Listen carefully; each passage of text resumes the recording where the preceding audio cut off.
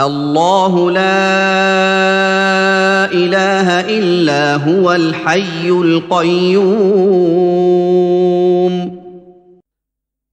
اللہ لا الہ الا هو الحی القیوم، یہ الفاظ آیت الکرسی کے آغاز میں سورہ بقرہ میں آ چکے ہیں۔ ایک بات نوٹ کر لیجئے کہ ایک حدیث میں آتا ہے کہ اللہ کا ایک اسم اعظم ہے کہ جس کے حوالے سے اگر کوئی چیز اللہ سے مانگی جائے تو وہ ضرور دیتا ہے، لیکن اس کو حضور نے بتایا نہیں کہ وہ اسم اعظم کون سا ہے۔ کچھ اشارے کیے، جیسے رمضان میں ایک شب ہے لیلۃ القدر جو 1000 مہینوں سے افضل ہے، تعین کے ساتھ نہیں بتایا وہ کون سی، تاکہ تلاش کرو، زیادہ ذوق و شوق کا معاملہ ہو۔ لیکن جو اشارات آپ نے کیے ہیں اس سے اندازہ ہوتا ہے، کیونکہ یہ فرمایا گیا کہ یہ 3 صورتوں میں ہے، سورہ بقرہ میں، سورہ آل عمران میں اور سورہ طٰہٰ میں، وہ الفاظ الحی القیوم جو مشترک ہیں،